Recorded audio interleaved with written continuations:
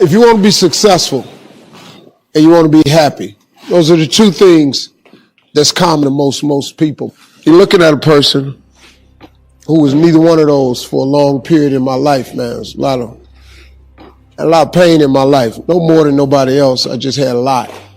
But I learned along the way, everything that's happening to you is God is processing you. Every difficult moment you're having, He just processing you.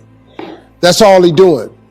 Everything you're going through is preparing you for what you ask God for. And if you need to be tough when you get to where you're going, then He gonna toughen you. If you got to be more caring along the way, He gonna let you have some trials come your way that's gonna have to produce that in you. What happened in my life was getting where I've gotten to today and where I'm even headed to, I had to be tough. So He toughened me along the way. I had to learn how to appreciate a lot, so He took everything. To really understand the value of money, I had none.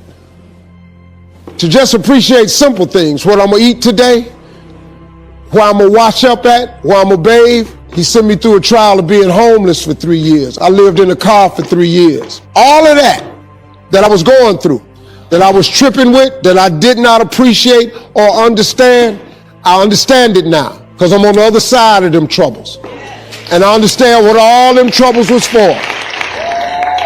And even though I did not understand or appreciate the route He took me on, it was the route I had to go on. See, the route you on right now is the route you got to take. And it's very uniquely yours. This thing you going through, this just uniquely yours. You just got to understand you ain't the only one. You ain't the only one going through it. Now, in the order that it's going to happen, it's just yours. See, God made us very different. This God we got, God is amazing. He created you so individually. Do you know that it's close to 8 billion people on earth now? Do you know that it's almost 8 billion people on the earth? Do you know how many billions of people have died? Do you know that if you dig up all them people that have died, and all the people that are presently here, and every last one of them that He gonna make in the future, not one of you have the same fingerprint? Who do that?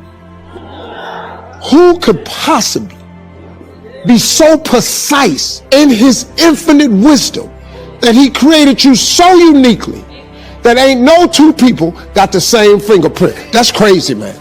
That's real crazy. 8 billion people, you can't duplicate it. The billions that done died, you can't duplicate it. And the ones that's coming will not duplicate it. God a bad boy, man. He's a bad boy. He's a bad dude, man. You know, sometimes, man, it's good to hear from somebody that you might think is successful that can share a piece of information, because a lot of people, that's really all that's missing from a person going from this level to the next level. It's just a piece of information. It's not money, it's information. Because being successful is just knowing the principles of success. Like, if you understood a very simple principle, the principle of gratitude, do you understand that if you were to wake up every day and go down the list of things and just tell God what you're grateful for? Don't wake up a single day without going down the list of things you're grateful for. It could be something minute. You know, waking up, you should really thank Him every day, because I don't know if you notice or not, you really don't have the ability to wake yourself up. You really don't. A lot of alarm clocks go off and people don't answer the bell. Your alarm clock can go off, but God has to shake you to wake you so you hear them.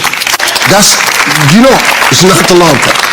So if you wake up every day and you go down the list of things that you're grateful for, what God does in return is He gives you more things to be grateful for, because He's a very wise and generous God, right? If you're not grateful for the things I've given you, and you have no gratitude for it, and that seems to be really mundane to you, it's burdensome, why would I overload you with some more stuff that you ain't grateful for? See, gratitude, man, people don't understand how important that little thing is. Even if you don't have a plan, even if you don't know what your next move is, If you just woke up every day and just thanked him for just all the things you can go down, the next day, the very next day, he promises you that he'll give you more to be grateful for. You'll be stunned how that, just change that one little thing. Show gratitude and then watch him give you a whole lot more stuff to be grateful for. It's not a day that I'm not able to add something else to the list. I mean, like, hey, if you got these masks on, but you survived 2020. If you can just keep believing when nothing in you is working, when all your external forces have given way, if you can just manage to somehow keep, just hope. You ain't even really got to believe. All you got to do is hope. Faith is the substance of things hoped for and the evidence of things not seen. You just got to hope. Sometimes you ain't strong enough to believe, but you can always be strong enough to just hope. Man, I hope God come get me. I hope I make it. See, when they tell you, when you read the scripture and they say faith is the substance of things hoped for, what faith really is just hard hoping. And I just took that hope and just kept hope alive. If you can keep hoping, man, you have a chance. You just can't become hopeless. The devil is busy, man. The devil has one job. That's to rob you of your destiny. That's his only position in life. He don't care if you get money, a car, a house. As long as he can rob you of your destiny, that's the devil's whole mission in life. He just want to rob. He just wants you to not be what God made you to be. But if you can remain hopeful in spite of all adversity, like it was times in my car, man, I felt like quitting. I mean, I felt like giving up. You got to know, living in a car is not a simple task, you know, but I just, you know, some days I just said, man, oh God, I hope something happens. Come on now. If you could just go to bed and just wake up tomorrow, every time you wake up, that's a sign from God that he ain't through with you yet. See, that right there, as long as you waking up, he's saying to you, I ain't through with you yet. He's just waiting on you to turn and see what it is. But you gotta turn to God because he gives us choice. You know, you gotta turn to him. You gotta ask for help. Like if you can't figure your life out, you gotta ask God, why did you create me? You just need two most important days of your life: the day you born, the day you figure out why. You just gotta ask God why. You know, you don't have to keep tripping. You really don't. Because he's your creator. He knows exactly why he created you. I just knew early on that I was born to be something special. I did not know what it was though.